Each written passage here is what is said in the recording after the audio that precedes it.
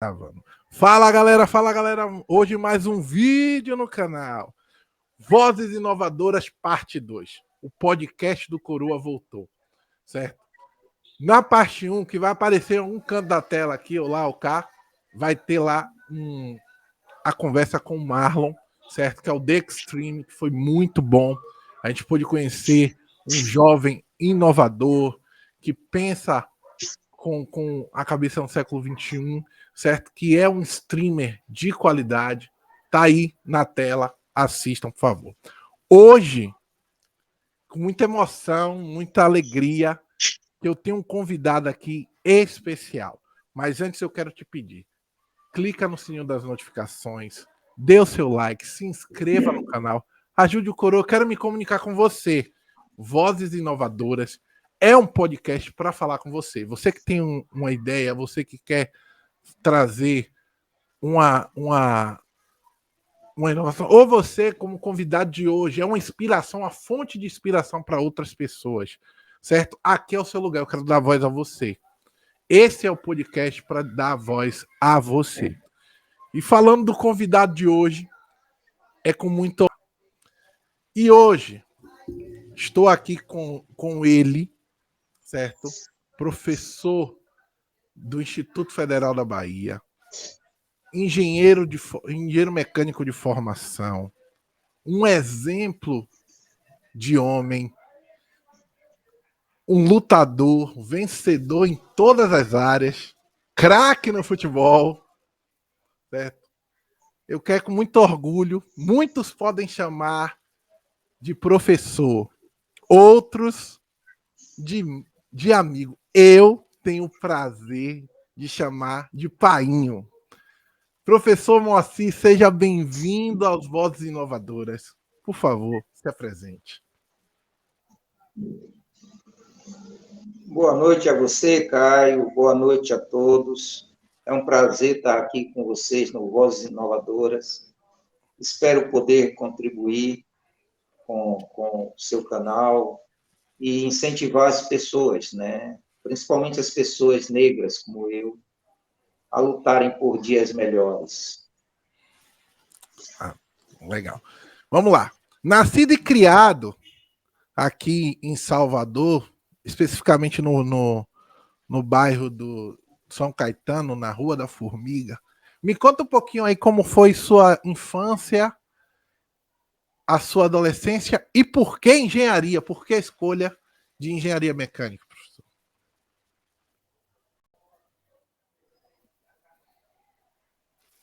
Bom, eu realmente nasci numa família pobre, em um bairro pobre, periférico, subúrbio de Salvador, na época um bairro que sequer tinha água encanada, outro. Então, estávamos nós, meninos pretos, todos fadados a uma vida muito difícil ou a criminalidade. Mas havia um diferencial na minha família. O meu pai era um cara que, embora tivesse estudado muito pouco, e a minha mãe também, eram extremamente exigentes conosco no que tange o estudo, né? A exigência do cumprimento dos deveres escolares e, como eles costumavam dizer, né, você só vai mudar a sua história, só vai mudar a sua vida se você estudar muito. Então, nós todos, uma família grande, cerca de 10 filhos, hoje somos 9, tínhamos essa obrigação. Não era permitido para nós ter a opção de não estudar. Sabíamos todos que era obrigação estudar e estudar muito para mudar aquela realidade. Eu cresci nesse ambiente, com todos os meninos de rua jogando futebol, mas também indo à escola. E na escola eu sempre busquei me destacar, né? E graças a Deus sempre tive o prazer de estar entre os primeiros da classe. Estudei primeiro na escola São José, depois fui para o ginásio público Pinto de Carvalho. Quando tinha meus 12, 13 anos, fiquei fascinado pela NASA e queria fazer parte da equipe deles lá. E por isso, e daí nasceu a paixão por engenharia, né? Queria ser engenheiro. Havia uma dificuldade muito grande, que eu só fui perceber lá para os 17 anos, quando terminei o segundo grau. Que engenharia mecânica só tinha na UFBA, e não havia cota, só havia o ingresso de 50 alunos por ano, e era extremamente difícil passar na UFBA em cursos disputados como esse. E isso demandou ter que estudar muito, muito, para poder fazer os vestibulares, que eu fiz mais de um, para lograr êxito em passar em engenharia mecânica. Não foi fácil, até porque naquele tempo o vestibular consistia de 5 dias de prova, e as provas eram extremamente desgastantes, 5 dias de muito mais do prova? que é hoje. Eram 5 dias de prova. Hoje são 2, né? São 2 finais de semana. Na verdade, quando qualquer pobre passava, na universidade, qualquer que seja ela, era motivo de muita alegria, era motivo de raspar a cabeça. Hoje eu não precisaria fazer isso, porque já estou careca. Mas naquele tempo, era obrigado a raspar a cabeça, e tinha os trotes. Mas era também motivo de alegria para todo o bairro. Então, todo mundo ficava alegre naquele tempo, quando alguém passava na universidade. E quando era na Universidade Federal, aí a coisa mudava mesmo, porque o cara virava um exemplo. O que nós não entendíamos, e só passamos a entender depois que a gente frequenta o banco da Universidade Federal, é que o difícil não era passar. Era continuar. O difícil era formar. Certo. E justamente nisso que eu quero fazer a minha continuar aqui para a gente entender. Você chegou aos 12 anos querendo ser alguém que queria ver o espaço, né? Com na NASA, e aí você decidiu a escolha da engenharia mecânica. Passando na universidade, depois de 5 dias árduos de prova, certo? Hoje nós sabemos como é, eu não sei se antigamente é como hoje, que são 3 turnos, a Universidade Federal da Bahia, são 3 turnos, não tem um turno fixo. Às vezes você faz uma aula de manhã, tem que fazer um trabalho à tarde e uma prova à noite no mesmo dia, certo? Pela dificuldade, eu acho que era a mesma coisa. Quero saber de você, homem preto, com uma condição financeira baixa, tendo que estudar e certamente trabalhar em uma universidade que, mesmo sendo pública, não era frequentado por pessoas de baixa renda, né? A gente também tem que lembrar que a cota veio para diminuir esse abismo que era antigamente. E você, na época, não tinha cota, não tinha apoio, não tinha nenhum tipo de motivação, a não ser a sua própria, dos seus familiares, que te amavam, como você falou, do bairro em si, que abraçava a causa. Eu quero saber de você, qual foram as dificuldades que você enfrentou nessa jornada até a formatura?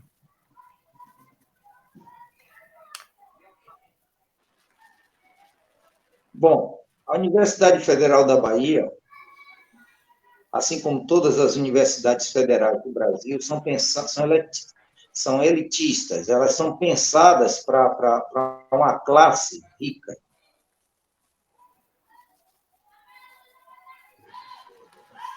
E quais foram as dificuldades? Elas são... A Universidade Federal da Bahia, assim como todas as universidades federais, elas são elitistas, elas são pensadas para uma classe rica, para o aluno que vem de família rica e que pode frequentar esse tipo de universidade.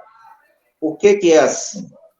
Porque os campos são afastados, as escolas no mesmo campus também são afastadas. Você tem aulas em diferentes turnos, você tem que se deslocar de um instituto para outro, de um colégio para outro, a fim de assistir aulas em diferentes turnos. E isso só é possível quando você possui um veículo, quando você tem dinheiro na mão, não existia Uber, já existia táxi, para que você faça toda essa movimentação. Também é necessário que você tenha um suporte de recursos para garantir merenda, vez que os campings hoje têm restaurantes universitários, mas antigamente isso funcionava muito deficitariamente ou não existia. Então, você precisa ter toda uma estrutura financeira e de logística para cursar a Universidade Federal. E se dispor completamente, totalmente para essa atividade. O aluno pobre, ele não dispõe desses recursos, é muito grande. Se o aluno pobre é trabalhador, aí fica conflituoso, porque em algum dos turnos ele vai estar trabalhando e ele não vai poder acompanhar integralmente as aulas. A Universidade Federal, como a maioria das universidades federais, reprova por falta, sim, além, obviamente, do domínio cognitivo, da nota que o aluno tomar. Fora isso, se você é um aluno trabalhador e negro, aí você tem uma dificuldade ainda maior, principalmente se falando em 30, 40 anos atrás. Nossa. Porque a realidade da aceitação do negro há 40 anos atrás é completamente diferente da realidade hoje, que não é boa, mas antigamente, o que hoje é considerado racismo, sequer ouvido. Você recebia discriminação toda hora, todo tempo. Eu tive o desprazer de ouvir professores da própria universidade me dizer que o curso que eu fazia não era para aluno negro.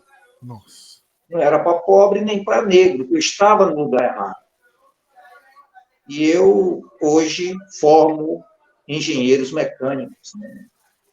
Eu acredito que esse mestre, esses não foi um só, inclusive houveram mulheres me falando isso também, estavam equivocados.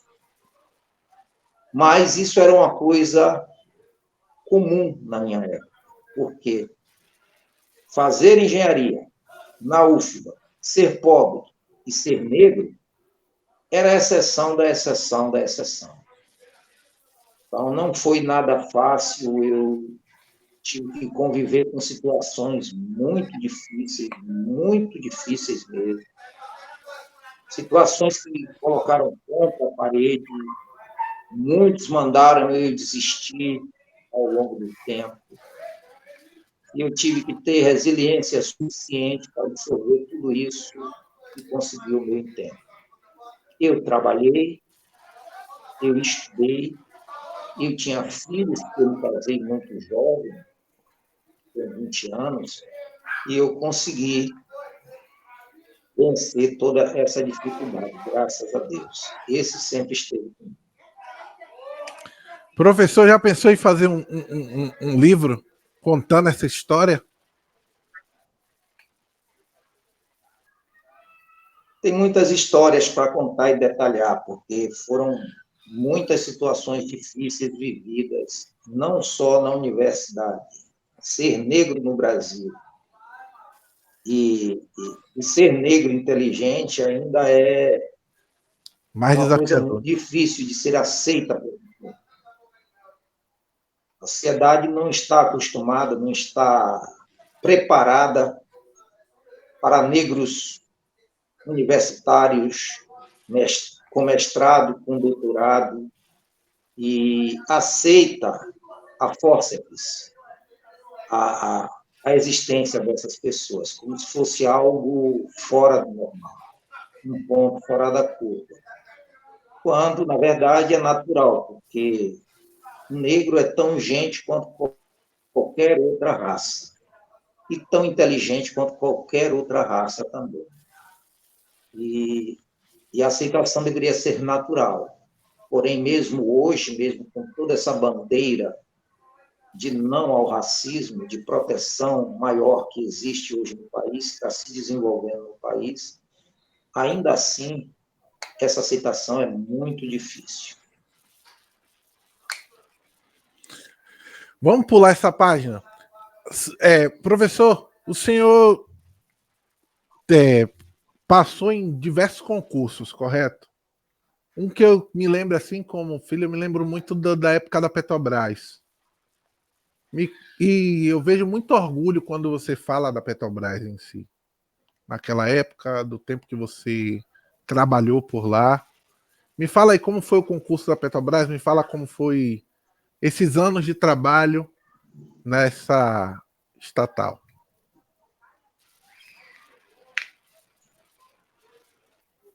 Eu tive o prazer de trabalhar em empresas muito boas. Eu tive o prazer de trabalhar numa empresa chamada Equipetrol, que era a maior metalúrgica que existia aqui na Bahia. Infelizmente, ela foi fechada.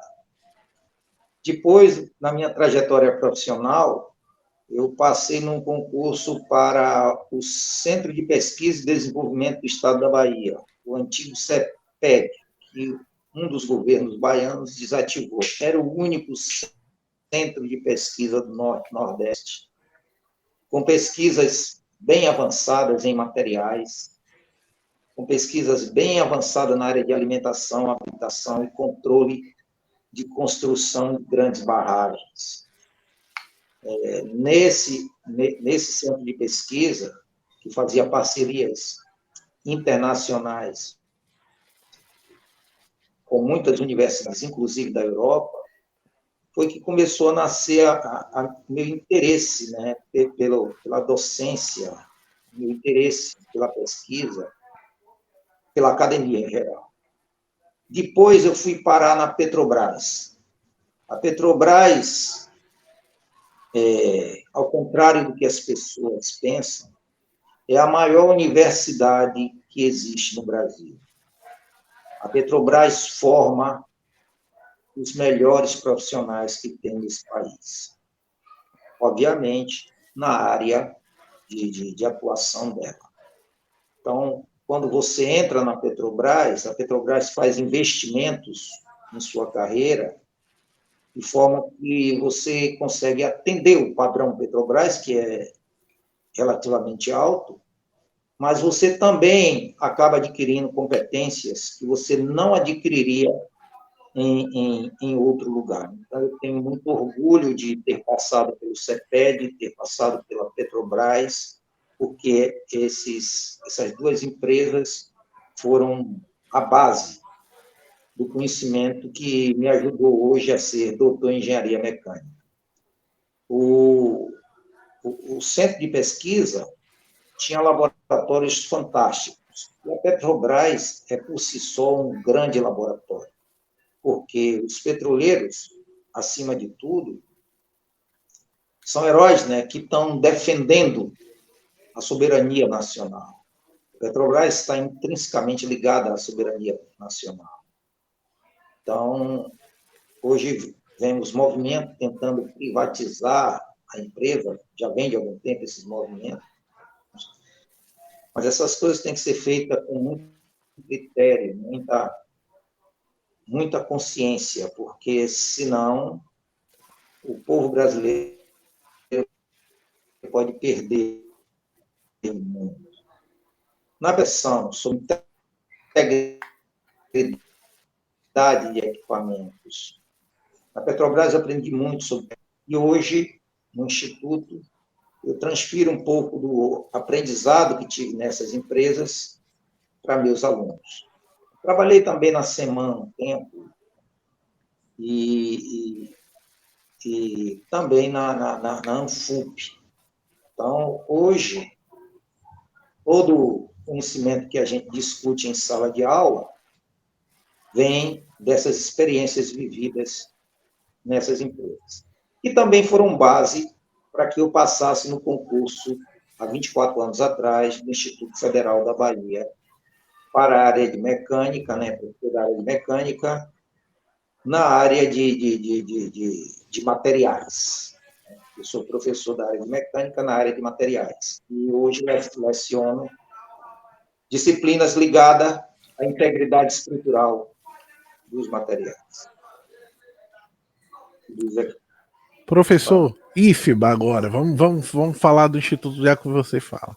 Esse amor que nasceu lá atrás e veio agora 24 anos, agora não, que já tá há algum tempo, né? Como é suas aulas, seus alunos, diversos alunos formados, um educador que é condecorado, lembrado pelos seus alunos diversas vezes, aonde passa, ou até mesmo quando estão fazendo a questão da colação de grau, muitas vezes citado por muitos deles. Como é o professor Moacir?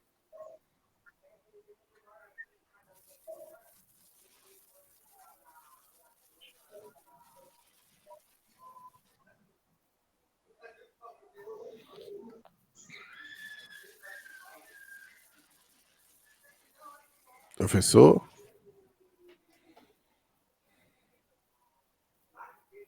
Bom, em qualquer das empresas que você trabalhe, é preciso que você tenha uma coisa chamada proatividade, para que você busque fazer as coisas antes mesmo de ser demandadas. É preciso que você tenha prudência, é preciso que você tenha ética e é preciso, principalmente, que você tenha compromisso com aquilo que você se destina a fazer.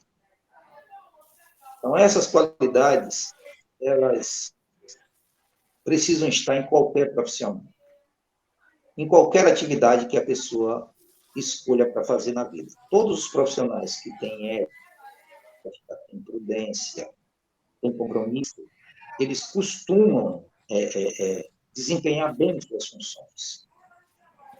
Então, eu, independente de ser funcionário público ou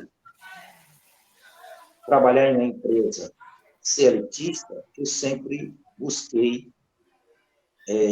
manter essas qualidades. Porque esses compromissos, tem que ficar bem claro, não são compromissos que você tem com a empresa, são compromissos que você tem consigo mesmo, com o profissional que você tem que ser. Então, antes da empresa está o profissional, você tem que defender aquilo que você é.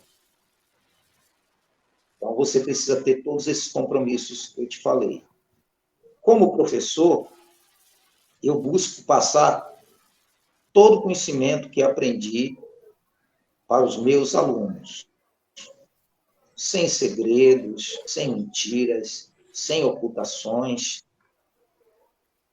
com compromisso, com responsabilidade.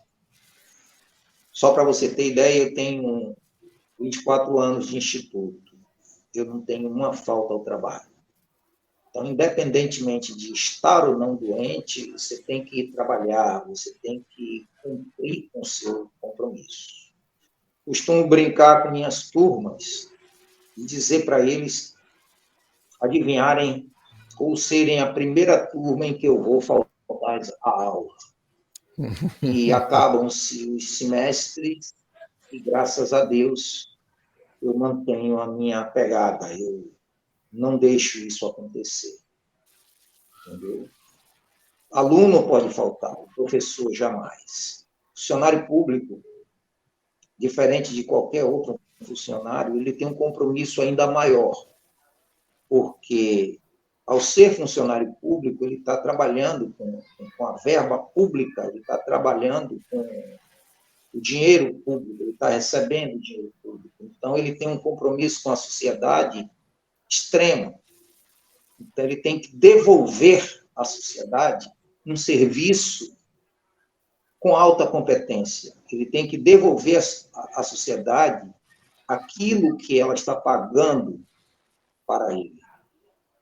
E, fazendo isso, ele vai sempre devolver o melhor para a sociedade. Então, esse é o meu compromisso com o Instituto, que, na realidade, é um compromisso com a sociedade brasileira. Eu tenho a obrigação de formar bem os meus alunos para que eles possam servir muito bem a nação. Então, esse é o maior compromisso. Eu não posso dar um exemplo ruim.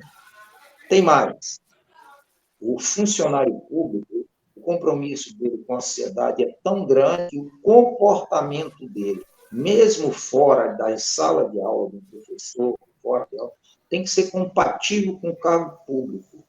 Ninguém pode sair por aí encontrando professores bêbados, caídos, ou cometendo atitudes ilícitas, porque isso compromete a imagem do profissional e da instituição e da sociedade. Então, esse compromisso é um compromisso público, que o funcionário público tem que ter consciência ao assumir o cargo. Professor, vamos sair agora um campo um pouquinho do trabalho, das suas graduações. Vamos para a questão agora mais lúdica da coisa. Craque de futebol, jogando muito, querido pelos amigos. Como é o Moacir no dia a dia? Professor no dia a dia.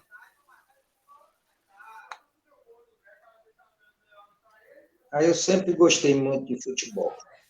Futebol foi e continua sendo a minha principal forma de diversão. Hoje eu vejo que futebol, além de diversão, é para mim um remédio. Porque à medida que a gente vai ficando mais velho, que começam a aparecer os problemas decorrentes da idade, como elevação do açúcar, diabetes, com a pressão arterial alterada, a prática de um esporte consegue manter mais regulado esses níveis de pressão e açúcar, dentre outros problemas, né? Circulação, por exemplo. Então, o futebol, para mim, hoje, além de uma diversão, é uma terapia. Até porque também alivia, né, os nossos pensamentos. Eu sempre procurei ser um amigo franco, um amigo que fala a verdade, independentemente de tudo, certo? E que se posiciona, porque amigos que não se posicionam, ficam em cima do muro, não é amigo de ninguém, porque são os que não mostram o que são. Como você não sabe quem são, você não pode ir preso. Então, eu sempre tive meus funcionamentos políticos, funcionamentos com relação a um acontecimento que afeta a sociedade, e sempre realizar os meus posicionamentos com humanidade e com razão e com a lei. Eu acho que nós vivemos num país democrático, que tem uma Constituição, que tem que ser respeitada, a Constituição, o regime democrático tem que ser respeitado, e não respeitar isso significa ferir morte as bases da nação. Então, eu sempre me posicionei como um democrata, um constitucionalista. Entendeu? Alguém que defende a Constituição e que defende a democracia sempre. Certo? Existem questões muito difíceis hoje. Temos um país dividido, um país onde existem brasileiros de dois lados diferentes que estão lutando como se fossem inimigos. Eu acho que esse não é o caminho para uma grande nação. O caminho para uma grande nação é seguir o que manda a Constituição, o que manda o regime democrático. Entendeu? E uma vez estabelecido qualquer que seja o governo, independentemente de você ter ganho ou perdido as eleições, você tem que aceitar o resultado e trabalhar para o engrandecimento do seu país. Esse é o meu posicionamento com essa questão que hoje divide a nação. Quando você não faz isso, a sua contribuição está ficando muito pequena. Esse é o meu pensamento atual. Como amigo, eu tenho muitos amigos de diversas classes sociais, mas os meus maiores amigos, em quantidade e aproximação, são pessoas muito simples. E, graças a Deus, com essas pessoas, a minha conversa é muito tranquila, porque eu falo a mesma linguagem que essas pessoas falam. Eu não vou tratar de um assunto de metalurgia física com uma pessoa que nunca estudou isso. Isso seria ridículo, eu tratar de um assunto com as pessoas. Com as pessoas, a gente tem que tratar o assunto que elas vivem, entendeu? Conversar no mesmo nível. Isso não significa descer nem subir, é apenas fazer as escolhas corretas para que você possa manter a amizade de forma proativa, de forma elegante. Mesmo com toda a sua graduação, você ainda mantém essa questão de, como você falou, suas melhores amizades ou maiores amizades são as de pessoas mais simples, mais próximas, que é o convívio da sua infância e adolescência que você manteve. Porque muita gente às vezes consegue, sai de um status, vai para outro e esquece da sua origem. Pelo visto, professor, você manteve sua origem. Agora eu quero falar o seguinte: o professor Moacir, pai de 7 filhos, certo? Um deles está aqui. Como é o Moacir em casa? O que é que ele gosta de fazer, gosta de assistir, gosta de seus hobbies em si, além do futebol? Meu segundo hobby, além do futebol, é ficção científica. Eu sou literalmente apaixonado por ficção científica. Então, eu vejo todos os filmes de ficção científica. Né? E gosto muito de astrologia, astronomia. Astrologia não, mas astronomia, sim, gosto muito de ler e de aprender sobre os astros. Fico acompanhando de perto o trabalho do Elon Musk, certo? E de outros desbravadores do espaço, né? Então, eu sou apaixonado também por esse tema. Como pai, eu sou um pai exigente, eu sou um pai brigão, eu sou um pai que cobra dos meus filhos que estude. Hoje, eu tenho 7 filhos, uma já está formada em recursos humanos e tenho mais 5 filhos na faculdade. Uma faz engenharia civil, está formando no ano que vem, o outro é estudante da UFBA, faz engenharia elétrica, tem você que faz história, e tem outra filha que faz física, forma daqui a 1 ano e meio no Instituto.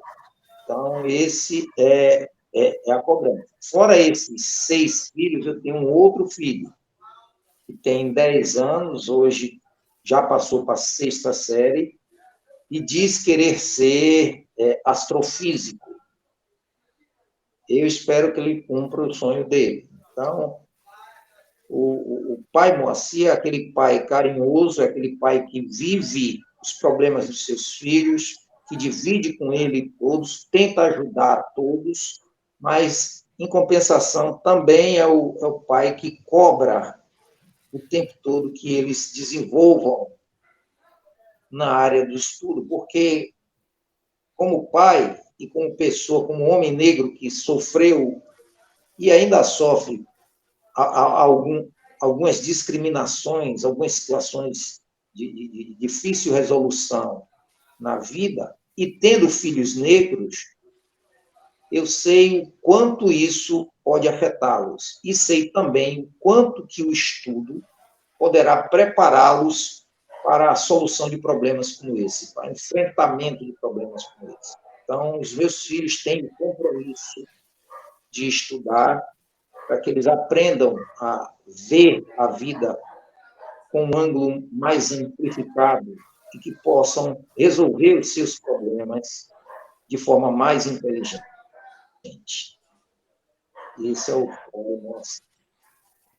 Professor, diversos assuntos a gente poderia tocar aqui, mas eu acho que, no geral, você abraçou todos eles. A gente falou sobre educação, falou sobre emprego, falou sobre motivação, sobre vidas negras importam e são muito importantes. Mostrou que um homem negro na sociedade pode se impor, pode sair de baixo, vencer, e que ganhou seu espaço com muita dor, muita luta, mas se apresenta. Aqui no Vozes Inovadoras, você tem um recado para essa futura geração? Como é que você vê essa geração futura?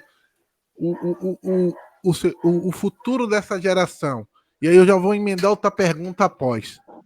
Daqui a alguns anos, você tem mais algum sonho para realizar? Algum objetivo para fazer? Algo que você queira batalhar e conquistar, né? Porque sua trajetória vitoriosa já diz que você vai, busca e conquista.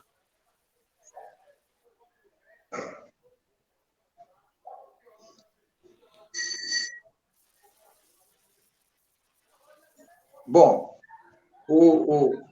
eu tenho um recado, sim, para o povo negro, como eu, desse país.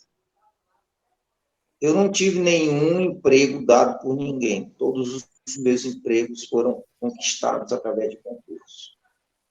O negro, ele não pode esperar por isso. O negro, ele tem que buscar profundamente, dentro de si e fora de si, a sua colocação.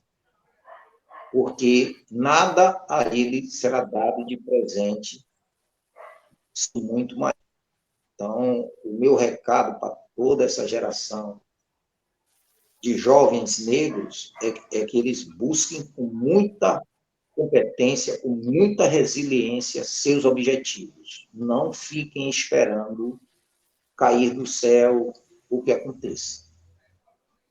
Serão muitas as decepções, mas tem que entender que a cada decepção há um aprendizado, há um crescimento. Eu busco no futuro, pretendo me aposentar no ano 2023. No ano 2023, eu pretendo trabalhar como consultor na área de integridade estrutural. Pretendo fazer um pós-doutorado em uma universidade fora do país, também ligado a essa área de integridade estrutural, soldagem, inspeção de equipamentos. E fazer algumas qualificações internacionais que faltam, para que eu possa atuar dentro do mercado brasileiro como consultor. Não pretendo voltar diretamente a fábricas, porque até não quero tomar o lugar, o espaço de outro profissional. Eu acho que profissionais aposentados como nós não ocupar postos de trabalhos constantes, porque um aposentado ocupa um posto de trabalho constante, ele está desempregando um pai de família que poderia estar naquela vaga. Acho que profissionais aposentados têm que procurar postos de trabalho que não provoquem ocupação de um emprego constante, que seria dirigido a pessoas que não estão aposentadas. Então, essa é uma coisa que precisa ser resolvida no Brasil. Falo isso porque é muito comum no nosso país esse fato, esse acontecimento, de aposentados estarem ocupando vagas de trabalho constante. O jovem atual, ele está muito linkado ao mundo virtual. Então, um dos recados que eu deixo também para a juventude é que, além do mundo virtual, existe um mundo real. E os dois acontecem ao mesmo tempo. Então, o jovem não pode estar vivendo completamente no mundo virtual, desconectado do mundo real. Ou, ao contrário, completamente vivendo no mundo real, desconectado do mundo virtual. Ele tem que, hoje, o jovem tem que ter a sabedoria de associar esses dois mundos, esses dois universos, e trabalhar ambos os universos. Sabemos que hoje um jovem pode ser uma coisa na vida real e outra na vida virtual dele. Então, o jovem de hoje tem um desafio duplo de ter diferentes personalidades e conviver com elas, mas a vida é uma só. Então, ele precisa associar e aprender a distinguir esses dois mundos de forma a tornar a vida dele agradável, a passagem dele por esse planeta, que é muito curta, bastante agradável por ser que ele é, e não vai deixar de ser. Então, é preciso ter muita competência, muito equilíbrio para conviver com essas duas realidades hoje atuantes. Certo, professor. Para a gente encerrar, além desse recado, você queria deixar uma mensagem final, algo para encerrar nosso bate-papo? Sim, eu queria dizer que um país se constrói com a contribuição individual de cada pessoa. Todas as pessoas são importantes. Todas as pessoas são importantes. Não existe gente mais importante do que outra. Todos têm que dar a sua contribuição. Todos têm que dar o melhor de si. E só desse jeito poderemos construir uma nação mais justa, mais digna, mais equilibrada, mais amorosa para todos. Todos têm que dar o melhor de si sempre. Esse é o compromisso que um verdadeiro nacionalista, um verdadeiro patriota tem a dar à sua nação. Então, a maior mensagem é: Deus sempre. Até porque, sabendo que você deu o melhor de si, mesmo que dê errado, você tem a consciência tranquila de que fez tudo que era possível ter sido feito. Fora isso, quero desejar um bom final de ano a todos, um Natal maravilhoso, e que a gente possa construir o ano de 2023 bem melhor que o ano que está indo embora.